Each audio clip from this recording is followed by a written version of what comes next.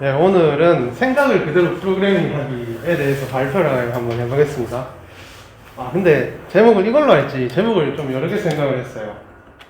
개발 관계하는 테스팅 기법, 아니면은 오늘의 가장 중요한 프로퍼티 베이스드 테스팅, 그러다가 좀 마지막 처음 걸로 했는데, 오늘 제가 말씀드릴 거는 어떻게 코드를 짤 것인가, 그게 오늘의 주제이고, 그리고 제가 좀 개인적으로 이렇게 연구했다 해야 되나? 습득한 코드를 짜는 방법들에 대해서 소개를 하겠고, 그래서 제 경험에 대해서 좀 얘기를 많이 할 거예요. 물론 지식에 대한 얘기도 하겠지만, 보통 세미나 할 때는 지식 내용만 하는데, 그래서 오늘 발표는 경험이랑 제 주관이 담긴 이야기가 좀 많을 것 같습니다. 네? 네, 기록했어요. 다시 할까? 기록하고 있어요. 자, 그래서 이번에 그래서 근데 라이브 코딩 할 거거든요. 제가 하는 코딩하는 방식. 그래서 약간 호응이 좀 있어야 돼요. 그래서 매일 어떤 코드를 작성하시죠? 혹시 오늘 틀린 코드를 짠 사람 있어요? 아침에서 아무도 못했구만. 원래 막 손 들고 얘기하려 했는데 그래서 말하고 싶은 거는, 우리는 이렇게 코드를 딱 짰을 때 항상 정확하고 바른 코드를 짜잖아요. 근데 그리고 나서 항상 버그를 잡아서 고생하잖아요. 그러면 버그를 줄이려면 어떻게 해야 될까요? 사실 우린 다 알고 있죠. 고수가 되면 돼요. 고수가 되면 버그가 없겠죠. 나올 리가 없지. 근데 고수되기보다 오늘 제가 말씀드리고 싶은 거는 좀 더 공학적인 방법이고, 에 대해서 얘기를 할 거예요. 좀 구체적이고 실천 가능한 방법, 그리고 좀 따라하면은 이렇게 뭔가 좋은 게 저절로 되는, 어떤 고수처럼 되는 그런 방법 말이죠. 그리고 그런 얘기를 하면서 결국 제가 생각하는 생각을 그대로 코드로 옮기는 방법이 뭔지 설명해 드리고 그리고 그렇게 옮겨진 코드와 함께 생각을 고쳐 나가는 방법에 대해서 한번 얘기를 해 보겠습니다. 그래서 오늘 목차는 이게 코딩하는 방법론들인데, 먼저 학부생의 방법에 대해서 설명을 할 거예요. 그리고 그 다음에 테스트 주도 개발, TDD 방식에 대해서 설명을 하고 라이브 코딩하고, 마지막으로 프로퍼티 베이스드 테스팅이란 걸 해볼 거예요. 그리고 이건 좀 사이드인데, 이건 제가 만든 말인데요. 패스트 피드백 루프라는 방법인데, 보통 REPL을 이용한 개발이라고 하는 건데, 이거는 PPT를 하면서 동시에 얘기를 해드리겠습니다. 근데 오늘은 라이브 코딩을 해야 되는데, 그러려면 어떤 코딩할 문제가 있어야 되겠죠? 이 문제는 이 프로퍼티 베이스 테스팅 위드 프로퍼 원래 이런 책이 있는데, 이 책에서 약간 가져온 거예요. 그대로는 아니고 좀 바꿨어요. 그래서 이번에 하려는 문제는 소매업자 모델링인데, 소매업자가 하는 일이 여러 가지가 있죠. 찬장에 물건을 배치하는 것도 있고, 이렇게 파는 것도 있고. 근데 그런 여러 가지 작업들 중에서 거스름돈 계산에 대해서 오늘은 문제를 한번 거스름돈 계산하는 것만 모델링을 해볼 거예요. 근데 이 캐셔들은 보통 이 기계 이름을 금전 등록기라고 하는데, 이거를 영어로는 캐시 레지스터라 한단 말이에요. 이걸 이용해서 그 거스름돈을 보통 계산하는 걸 이번에 오늘 코딩을 해볼 생각입니다. 그래서 요구사항을 한번 분석을 해보면은, 고객은 거스름돈을 받아야 되겠죠? 거스름돈은 뭔지 다들 아시죠? 따로 정의할 필요가 없다고 보고, 그리고 중요한 거는 고객한테 가능한 적은 수의 지폐와 동전을 돌려줘야 돼요. 껌 하나 받고, 하나 사고 100원 수십 개 받고 싶지 않을 테니까. 그래서, 이런 문제가 있는데, 이 문제가 어떤 프로블럼 솔빙? 어떤 코딩 테스트 이런 게 아니고, 실제로 우리가 항상 코딩할 때 겪는, 실제로 만나는 문제라고 어떤 문제라고 생각을 해보세요.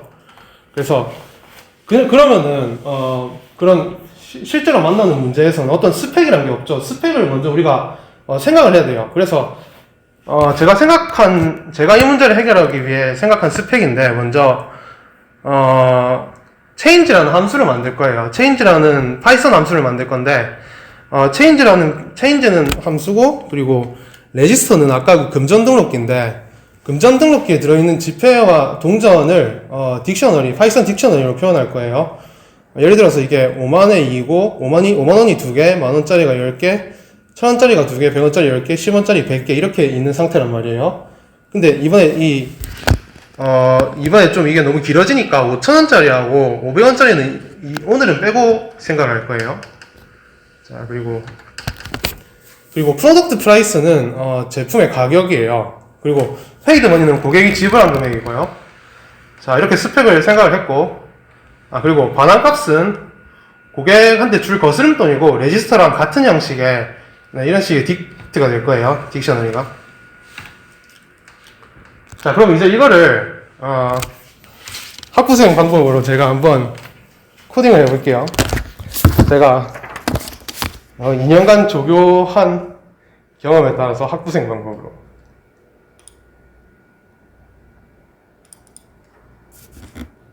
오케이. 뭐부터 해야 될까?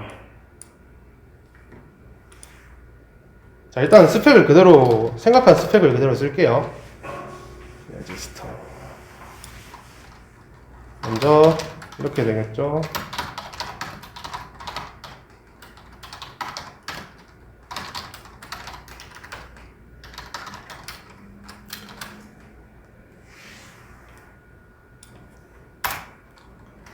자, 이제 생각을 해야 되는데, 일단 거스름돈을 주려면은, 지금 문제가 거스름돈을 만들고, 그거를 금전 등록기에 있는 지폐로 이렇게 만들어서 주는 건데, 일단은 그러면 줘야 되는 값이 얼마인지 알아야 되겠죠? 그러면은, 그 지폐들, 줘야 하는 지폐를 다 합친 거를 일단 체인지 썸이라고 해볼게요. 그래서, 그러면은, 페이드 머니, 그럼 그렇게 다 합친 거는 이렇게, 그 고객이 낸 돈하고 거기서 프로덕트 프라이스를 뺀 값이 돼야 되겠죠? 그렇죠? 그리고 리턴 값으로는 그 아까 그 레지스터랑 같은 거니까 이렇게 돼야 되겠죠? 100원짜리가 0개. 일단 리턴 값으로 아무것도, 그러니까 전부 0개로 표시되어 있는 딕셔너리를 만드는 거예요. 질문이 있습니다. 예. 오더드 딕셔너리인가요? 예? 그 딕셔너리 키가 오더드 딕셔너리인가요? 지금 딕셔너리 키가 오더드라고요? 오더드인지 여쭤보고 싶어요. 그거. 예. 지금 이제 제시 조건에는 5만원, 만원 이렇게 림차순으로 되어 있는데 네. 지금 작성하시는 코드에서 림차순으로 되어 있어가지고 이거 파이썬에 오더드긴 해요. 이게 3버전에서는. 아니 파이썬 버전이 아니라 그 항상 오더드 아니지 않나요? 아니죠. 네. 아니, 파이썬은 항상 오더드예요. 이 버전에서는. 근데 3할 때 아니었던 것 같은데 그게 바뀌었어요. 최근에. 근데 최근에 바뀌었어요. 예. 근데 그게 재작년에 채팅도 하면서 예. 만들었던 것 같은데 맞죠. 재정이 안 되는데 또 바뀌어가지고. 하여튼, 그래서 이 부분 솔티드 해줘야 되죠. 네. 자. 원래 도움 받으면 안 되는데. 그러면은,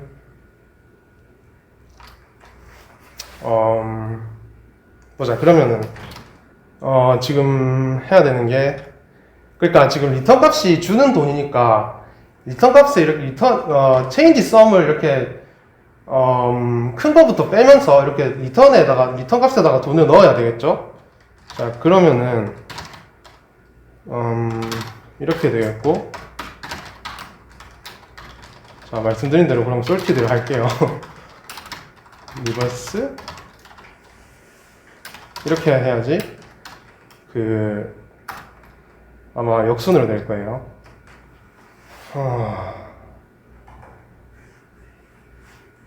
그 다음에, 보자. 근데 지금, 그러면 체인지 썸에서 지금 내는 돈의 뺀 만큼을 일단은 계산을 해야 될 것 같아요. 그러면은, 체인지 썸에서, 뺀 만큼을 계산을 하고, 그 다음에, 그리고 만약에 뺀 값이, 만약에 체인지 썸이 100원인데, 그러니까 줘야 될 거스름돈이 100원인데, 지금 생각하고 있는 돈이 5만원짜리면 못 주겠죠. 그래서 만약에 diff가 0보다 크면은 못 주니까 0보다, 그러니까 0보다 클 때만 할 수 있겠죠. change sum이, 그러니까 리턴 값에 넣는 돈이 change sum보다 작아야 되겠죠. 그래서 diff가 0일 때는 change sum에서, 아니지, 그러면은, 자, 그러면 레지스터에서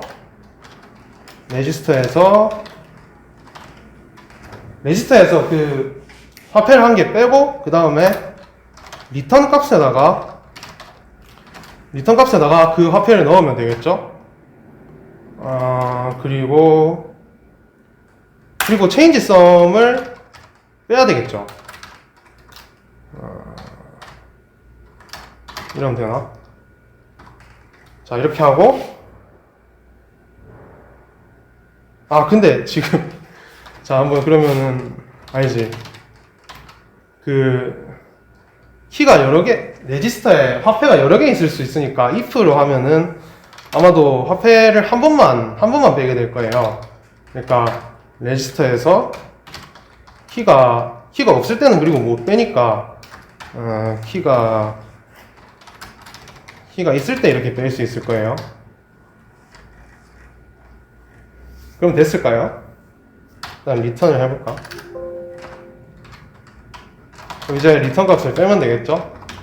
자, 이렇게 대강 코딩이 끝난 것 같은데 이제 이렇게 하고 일단 테스트를 해봐야 되는데, 이제 이 코드가 제가 짠 코드가 맞는지 한번 확인해 봐야 돼요. 그래서 확인하려면은 뭐 한번 넣어봐야 되겠죠? 5만원짜리가 2개, 5만원짜리가 1개, 1,000원짜리가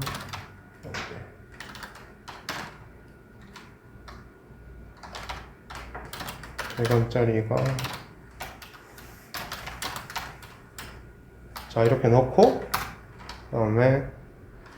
그 다음에 물건 가격은 5만원이라 하고 랜더는 10만원이라 해볼게요. 10만원 맞나? 자, 그러면 이거를 돌려보면은 결과로는 5만원짜리 한 개가 나와야 되겠죠? 10만원에서 5만원 뺐으니까. 한번 돌려볼게요. 아무것도 안 뜨네요. 이거는 아무래도 무한 루프 같아요. 자, 이제 그 학부생의 방법인데, 이게 어떤 식으로 하냐면은 이제 디버깅을 시작해요. 지금 코드를 한번 짜고 이렇게 예제를 해가지고 테스트를 했는데 문제가 좀 발생했잖아요. 이제 여기서 문제를 찾아야 돼요. 문제를 찾을 때 어떻게 하냐면 보통 디버거를 쓰거나 프린트를 돌려요. 근데 지금은 뭐 와일문이 터졌으니까 아마 이쪽에 브레이크가 있어야 되겠죠? 아마 이렇게 하면 될 것 같아요. 지금 diff가 그 차이인데, 차이보다 작을 때는 diff가 change sum에서 화폐의 차이인데 그거보다 작을 때는 그만둬야 되니까 다음 화폐로 넘어가야 되니까 아마 이렇게 하면 될 거예요. 아닌 것 같아요. 그래요? 지금 틀린 점이 많이 보이지 않아요? 너무 많이 보여요. 그렇죠. 일부러 이렇게 했어요. 어떤 식으로 들어가는지 보려고요. 하여튼 지금 무한 루프는 안 하게 됐죠. 그래서 근데 틀렸죠. 네. 그러면 이제 어떤 식으로 하냐면은 좀 찍어봐야 돼요. 왜 틀렸는지. 지금 5만원짜리가 2개 나오고 있는데 diff 값을 말고 나눠서 넣어야 돼요. diff 값이 진행이 안 돼가지고 예. 첫 번째 if만 계속 돌고 있습니다.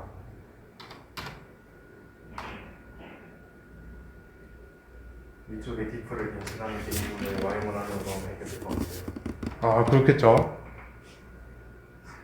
그럼 이렇게 해볼까요? 지금 틀린 게 의도된 상황이니까 그렇죠. 사실 가르쳐주면 안 되는데. 디버깅을 하는 걸 보여주기 위해서 좀 시간을 그래요?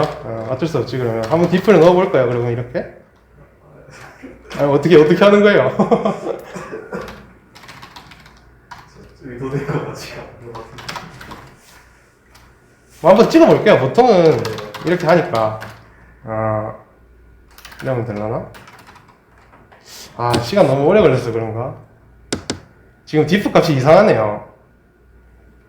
디프가 그 화폐를 뺀 건데 돈 값이 이상하니까 보통 이런 식으로 찍어보면서 하잖아요. 그러니까 디프가 잘못된 것 같은데 디프가 지금 레지스터 키가 아니라 키를 빼야 돼요. 제 생각에 그런데 일단 4만이 나왔죠. 그러니까 지금 10,000원을 빼고 있네요. 왜 10,000원을 빼고 있지? 지금 아 이거 혼자 할 때 괜찮았는데 여럿이서 하려니까 좀 그렇네요. 자 이제 뭘 또 찍어보면 알 수 있을까요? 뭐가 잘못됐는지. 키를 찍어볼까? 체인지 썸을 찍어보면 될까요? 아 체인지 썸이요? 아 그렇네. 자 체인지 썸이 50,000원이죠. 체인지 썸은 제대로 아니지 체인지 썸이 50,000원이라고? 디프가 40,000원이고 체인지 썸은 맞네요. 그럼 뭐가 문제일까?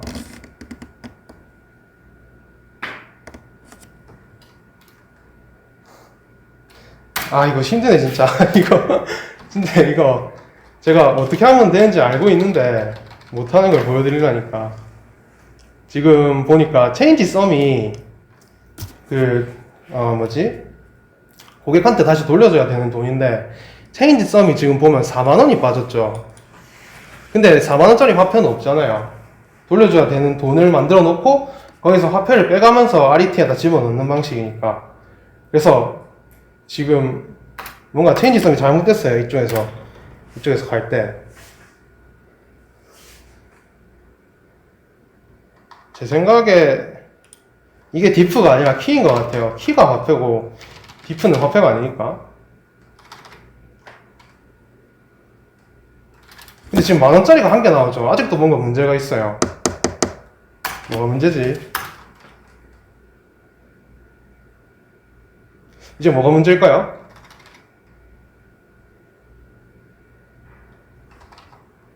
아니지.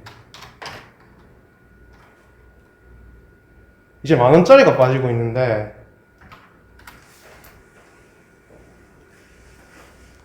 우리가 참여해도 되니까 야 아시겠어요? 일단 디프의 등록 맞죠? 등호예요. 아마 이거 넣으면 돌아갈 거예요. 안 되네? 또 뭐가 문제지? 입에 마이너스 50,000원이 나오고 디프가 0이 될 때가 있네요. 그 디프도 그 와이문 안에서 계산을 해야죠. 저게 얘를 한 번 계산하고 계속 와이문을 돌리는 게 아니라. 아 맞네. 이렇게 해야 되죠. Y문을 마지막에 넣어서 제가 잘못했네요. 아까 제가 그 얘기했어요. 아 그렇구나. 이런 식으로. 아 이제 되는 것 같아요. 아 이거 제가 너무 못해가지고 이거. 근데 보통 이런 식으로 진행되지 않나요? 이렇게 코드를 먼저 짠 다음에 예시를 넣어보고 그리고 뭔가 버그가 있으면은 프린트 아니면 디버깅을 해보잖아요. 일단 이 문제는 이 예제는 됐는데 다른 것도 한번 더 해볼게요.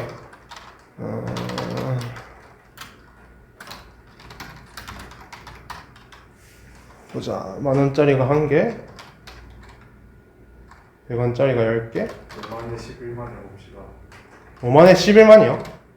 아 사실 근데 제가 적어놓은 게 있어요. 알겠습니다. 빨리 하려고 별로 안 빠지만.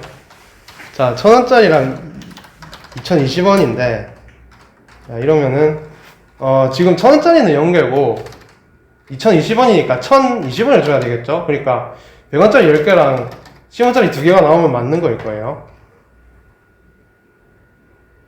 맞는 것 같죠? 예. 마지막으로 딱 한 개만 더 해볼게요.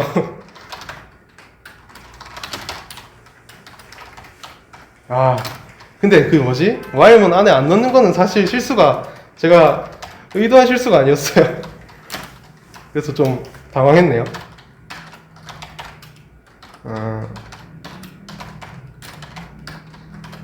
뭐 대강 이런 식으로 있다고 해볼까요?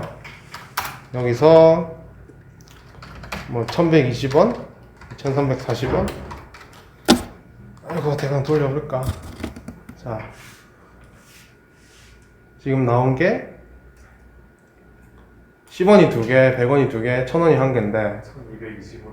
1220원이니까 맞는 거 같죠? 네. 맞는 거 같네요.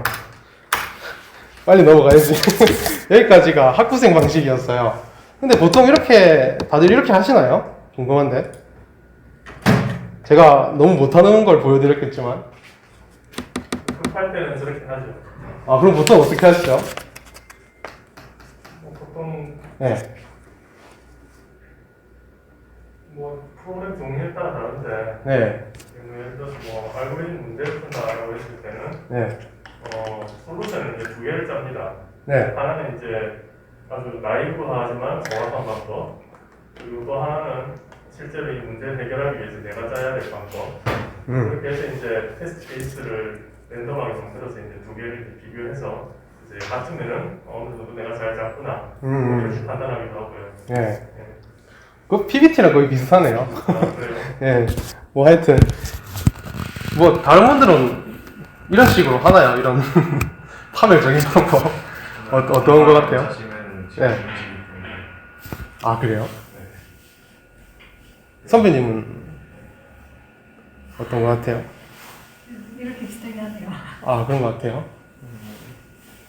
제가 라이브 코딩을 처음 했는데 좀 힘드네요, 확실히.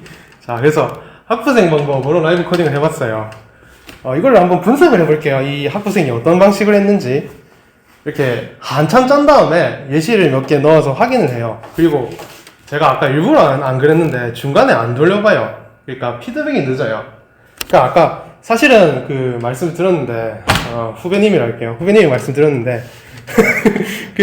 여기서 이게 솔티드인지 아닌지 지금 한번 확인을 하셨잖아요. 그래서 원래 저는 이렇게 안 하고 보통은 이걸 한번 확인을 해요. 이게 진짜 솔트가 되어 있는지 안 되어 있는지. 원래 그런 식으로 해야 되는데 뭐 학부생의 방법을 하지만 초보들은 피드백이 항상 이렇게 제가 했던 것처럼 늦어요. 빨리 돌려보면 되는데 안 돌려봐요. 그리고 일단 짜고 디버거 아니면 출력 함수로 디버깅을 하고, 그리고 여기서 그리고 문제가 있는데 혹시 여기 코드를 변경을 하잖아요. 만약에 뭐 뻔한 거긴 한데 지금은 틀렸다는 걸 뻔히 알 수 있는 코드지만 뭐 좀 큰 프로젝트에 있는 어떤 코드를 짠다고 생각을 해보면 이렇게 바꿨을 때 이게 맞는지 틀렸는지 확인을 하려면 이걸 다시 확인해 봐야 돼요. 힘든 일이죠. 그래서 코드를 바꿀 때마다 예시를 하나하나 확인을 해 봐야 돼요. 자, 그래서 일단은 학부생 방법의 장점부터 얘기를 해드릴게요. 학부생 방법의 장점은 뭐 딱히 라이브러리 필요 없이 프린트 아니면은 IDE에 붙어있는 디버거만 있으면은 사용을 할 수 있어요. 그리고 프린트만 쓰면 되니까 거의 모든 것에 적용이 가능하고 테스트 비용이 거의 없어요. 그 다음에 단점을 얘기를 하자면은 제대로 다 짠 건지, 왜냐면 테스트를 통과를 해도 아까도 보셨겠지만은 혹시 다른 터지는 게 있지 않을지 이렇게 어떤 확신이 불가능해요. 자, 그리고 돌아가는 걸 건드리면 안 돼요. 아까도 보셨듯이 바꾸면은 예시를 다 확인해야 되는데 그거는 솔직히 할 수가 없어요. 근데 건드린 거 아닌데 스펙이 변경되면은 변경을 해야 되는 때가 언젠간 올 수가 있어요. 그래서 그렇게 되면은 저런 코드는 솔직히 건드릴 수가 없어요. 그냥 하나를 새로 짜는 게 나아요. 실제로 그러기도 하고요. 자, 그래서 학부생 방법을 요약을 해볼게요. 일단은 어떻게 하느냐. 한참 짠 다음에 예시 몇 개를 넣어보고 디버거든 프린트든 써서 버그가 없다고 생각될 때까지 버그를 잡아요. 저희도 그렇게 했죠. 아까 버그가 없다고 생각될 때까지. 자, 필요한 도구는 프린트나 디버거. 적용 비용은 뭐 아주 비용이 낮죠. 그냥 프린트 해보면 되니까. 시행 난이도도 아주 쉽고 직관적이에요. 초보들이 쓰는 이유가 있죠. 그냥 뻔하니까. 적용할 수 있는 범위는 아주 넓어요. 그냥 프린트만 할 수 있는 그러니까 뭐 C도 되고 파이썬도 되고 뭐든 상관없죠. 그리고 어떤 프로그램이든 적용할 수 있어요. 모든 것에 적용이 가능하죠. 버그 발생 가능성은 높고, 그리고 개발을 언제 끝내야 되는지 알 수가 없어요. 이렇게 버그를 다 잡았다 싶을 때 느낌으로 끝내야 되죠. 그리고 리팩터링이나 스펙 변경은 거의 불가능하고 비용이 아주 큰 걸로 알려져 있어요. 근데 회사에서 아직도 이러고 있을까요? 이게 사실 20세기 방식인데 보통은 이렇게 개발을 하는 사람이 따로 있고 테스트를 또 따로 작성하는 사람들이 있어요. 뭐 지금도 있지만은 보통은 근데 이 방식을 요새는 잘 안 쓰고 지금 회사에서는 테스트 주도 개발 방법론을 거의 써요. 이 방법론의 핵심적인 철학이 뭐냐면은 프로그램을 작성하기 전에 먼저 테스트를 하라는 거예요. 자, 이 얘기를 하기 전에 제가 이게 얼마나 지금 이게 한국에서 아주 대세 방법론이에요. 한국에서 대세 방법론인지 알려면 한국에서 이게 대세인지 아닌지 알려면은 구글 검색창에 TDD를 검색하면 돼요. 그럼 이렇게 전부 한국 글이 나오죠. 그리고 이제 한국에서 대세인 거예요. 그리고 TDD 하는 법으로 동영상에 치면은 TDD 나오네. 하여튼 이렇게 나오면은 이게 진짜 이렇게 전부 한국 동영상이 나오면은 지금 한국에서 사람들이 엄청 많이 쓴다는 거예요. 그래서 하고 싶은 말은 지금 TDD가 대세라는 거예요. 이걸 꼭 배워야 된다 이거죠. 자, 그래서 근데 아까 핵심 철학은 코드를 제품 코드를 짜기 전에 그거를 테스트하는 코드를 먼저 만드는 건데 보통 이 TDD 하는 사람들이 하는 얘기가 있는데 그 철학을 구체적으로 어떻게 하냐면은 먼저 제품 코드를 만들기 전에 실패하는 테스트를 작성을 하고 그걸 보통 빨간불이라 불려요. 나중에 보면 알 거예요. 왜 빨간불인지. 그 다음에 테스트를 통과하는 최소한의 코드를 작성해요. 그거를 초록불이라 해요. 그리고 근데 이 최소한의 코드를 작성할 때 코드가 좀 더러워도 상관없어요. 뭐 그냥 통과만 하면 되거든요. 그렇게 초록불을 봐서 이렇게 초록불을 봤다는 건 이제 테스트를 통과했으니까 어떤 안전지대에 있다는 거고 그렇게 약간 더러운 코드를 이제 리팩토링을 해요. 그런 다음에 또 이 실패하는 테스트를 작성하고 또 통과하고 또 리팩토링하고 이런 식으로 이런 사이클로 돌아가는 게 TDD예요. 자, 그러면 아까 그 문제를 이번에는 TDD로 한번 코딩을 해볼게요.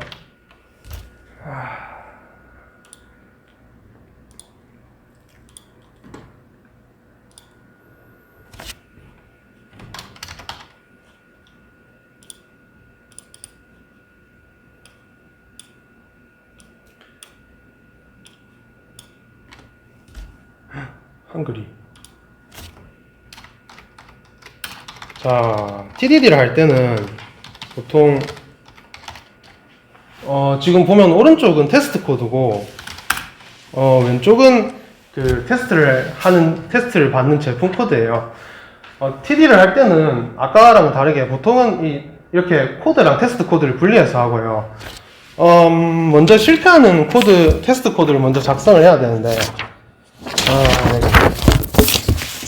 근데 이 TDD도 이게 2000년도에 나온 개발 방법론인데, 근데 이게 처음에 해보려고 생각을 하면 쉽지가 않아요. 어떤 테스트부터 짜야 될까? 그래서 보통 사람들이 어떤 테스트부터 짜냐면은, 생각했을 때 어떤 뻔하게 잘못된 그런 케이스들 있잖아요. 그런 케이스부터 짜는데, 아까 그 문제에서는 뭐가 잘못됐을까요? 만약에 제품 가격이 낸 돈보다 크면은, 돈을 주면 안 되겠죠. 그리고 약간 예외적인 케이스잖아요. 그러니까 근데, 아까 학부생 방법에서는 그 생각을 딱히 안 했는데, 이 테스트 드리븐 이 개발에서는 약간 그런 약간 예외적이거나 아니면 아주 쉬운 실패 케이스를 먼저 이렇게 생각을 하게 돼요. 그래서 일단 그걸 한번 짜볼게요. 근데, 그리고 이거 설명드리기 전에 제가 어떤 걸 쓰냐면은 어설트 문은 다 아시죠? 파이썬에서 어설트 true를 하면은 그냥 넘어가고 어설트 false면은 문제가 생겨요. 그래서 제가 파이테스트라는 파이썬 프레임워크를 유닛 테스트 프레임워크를 쓸 건데 그럼 지금 이게 쓴 거란 말이에요. 지금 보면 이게 초록불이에요. 지금은 이 파이테스트는 뭘 해주냐면은 이 지금 테스트 코드에 이 있는 함수를 돌려줘요. 지금 돌려주는데 만약에 assert false를 하면은 이걸 돌리면은 지금 틀렸죠. 테스트 xx가 틀렸다고 나오죠. 그러니까 이게 틀렸을 때 어디서 어떻게 틀렸는지를 파이 테스트가 얘기를 해줘요. 자, 일단 여기까지 하고 이거는. 그래서 다시 문제로 돌아올게요. 저희가 그걸 한다고 했었죠. 뭐 한번 그러면은 지금 하려는 게 페이드 머니가 아니라 프로덕트 프라이스가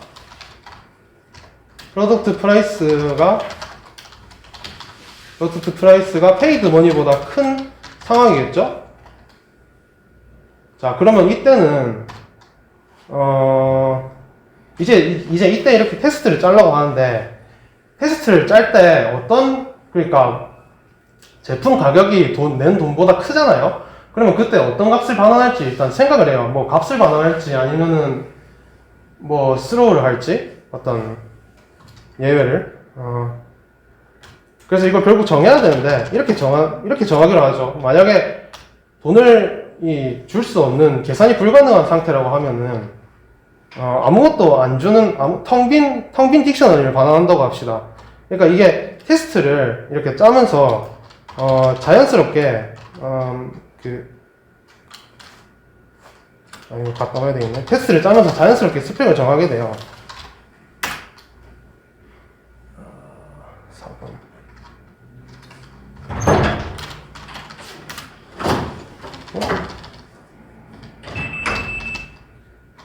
자, 아까 예시를 한번 가져올게요.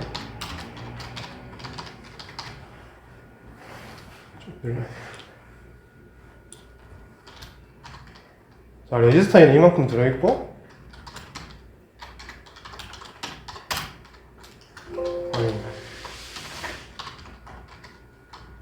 그 다음에 돈은 지금 뭐 프로덕트 프라이스가 페이드 머니보다 클 때라고 하죠. 자, 이러면 되나?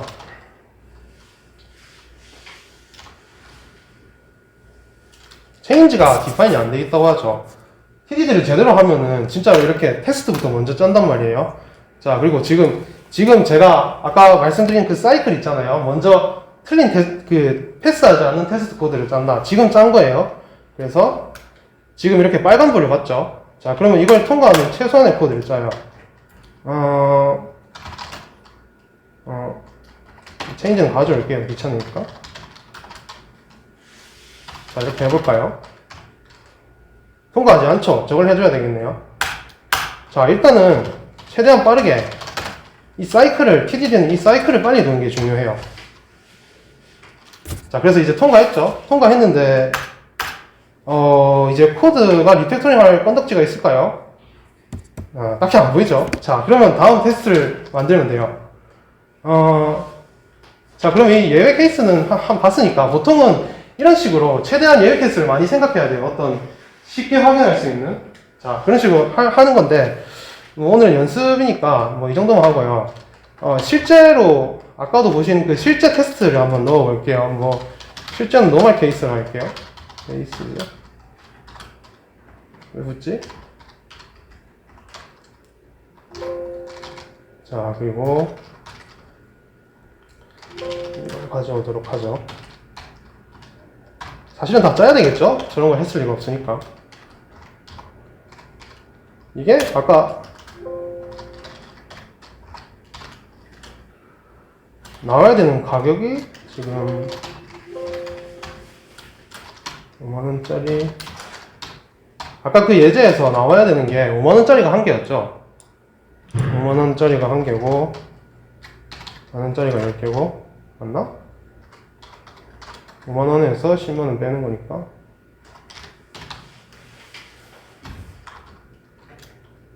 이게 이러면 되나? 이게 코드가 문법이 되려나? 되네. 오케이. 자, 그러면 5만원짜리가 한 개가 나와야 되겠죠. 체인지의 결과로. 자, 그럼 우리가 다시 빨간불을 봤어요. 이 실패하는 테스트를 작성을 했어요. 이제 이 실패하는 테스트를 통과할 수 있는 최소한의 코드를 짜야 돼요. 그리고 이걸 어떻게 짜냐면은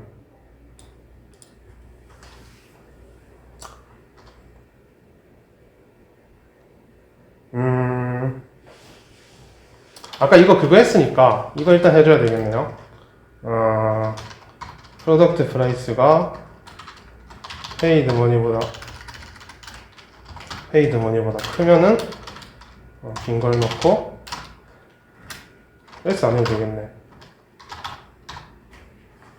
여기서 이제 사실은 아까 그 학부생 방법으로 사실은 넘어가게 되는데 TD를 제대로 한다고 가정하면 일단은 그 사이클을 따르는 게 나아요. 아마 이래도 안 될 거고.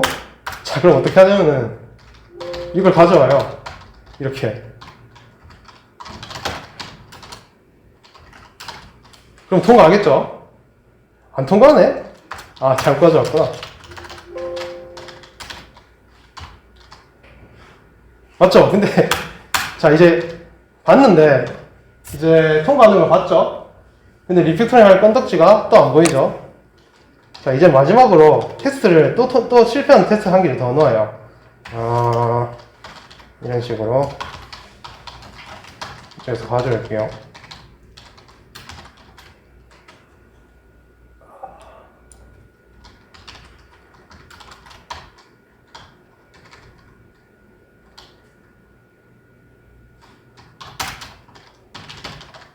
아까 이게 얼마였죠? 이게 보자. 100원짜리가 10개 나오고 10원짜리가 2개, 5만원짜리는 1개. 자, 이렇게 되겠죠?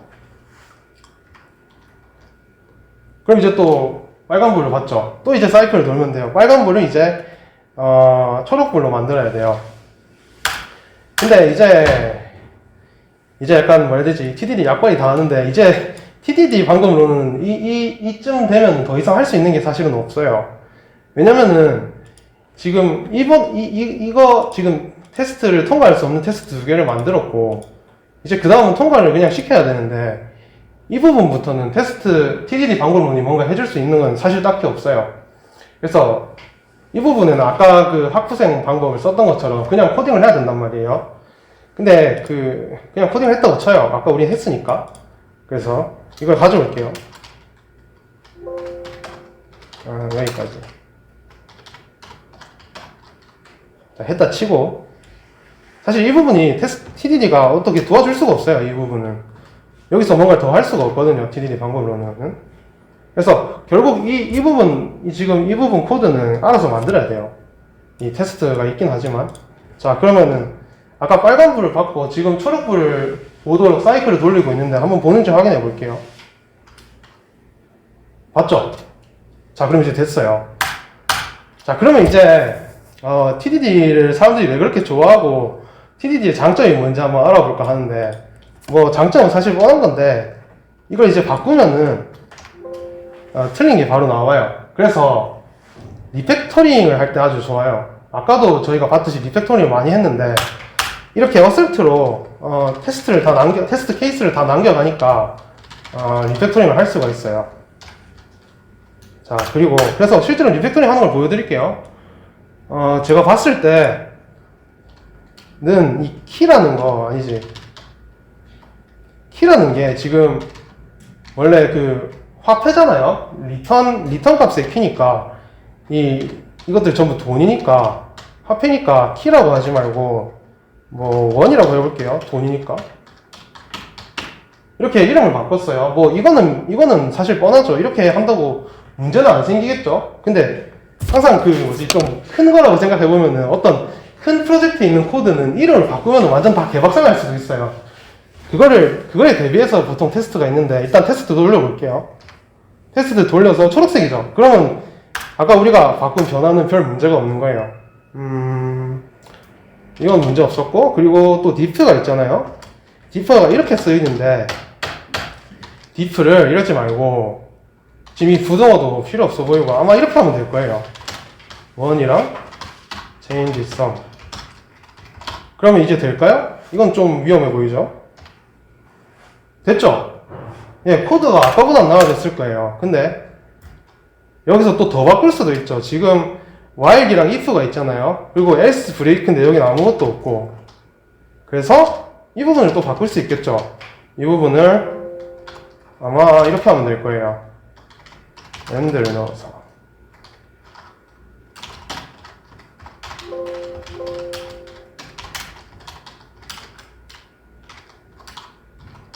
여기 그러니까 내려야지. 그리고 else 브레이크는 빼버리고 이거는 넘기고. 작동할까요? 작동하죠. 그러니까 이런 식으로 리팩터링을 할 수 있어요. 근데 아까는 좀 바꾸기 힘들었는데 사실 이 코드는 별로 어려운 문제가 아니라서 학부생 방법으로도 쉽게 할 수 있을 거예요. 근데 항상 이 코드가 커지고 규모가 커졌을 때를 생각해보면은 테스트가 없으면은 이런 리팩토링은 쉬운 일이 아니에요. 그리고 이렇게 초록불이 들어오는 걸 확인하니까 항상 안전지대에 있다는 거를 약간 안심할 수 있어요. 이런 식으로. 그리고 뭐 이 정도 하죠. 예, TDD는 어떤 건지 좀 이해가 가나요? 테스트 드리븐이 괜찮은 것 같아요. 학부생 방법에 비하면은 이런 식으로 하는 게 TDD였습니다. 자, 그 문제를 TDD로 라이브 코딩을 해봤어요. TDD에 대해서 한번 분석을 해볼게요.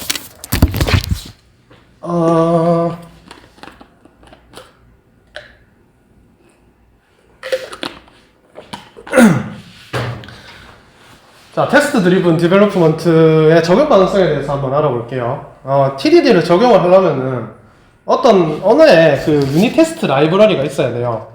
근데 이거는 사실 그렇게 큰 문제는 아니에요. 유닛 테스트, 아까 보면 아시겠지만 그 라이브러리 만드는 게 엄청 간단해요. 간단하고, 그리고 TDD가 지금 2000년대부터 이렇게 20년 동안 유명했기 때문에 유닛 테스트 라이브러리가 없는 언어가 거의 없고, 뭐 없으면 만들어도 돼요. 자, 그리고 적용 비용이 학부생의 방법보다는 그렇게 쉽진 않아요. 약간 높아요, 적용 비용이.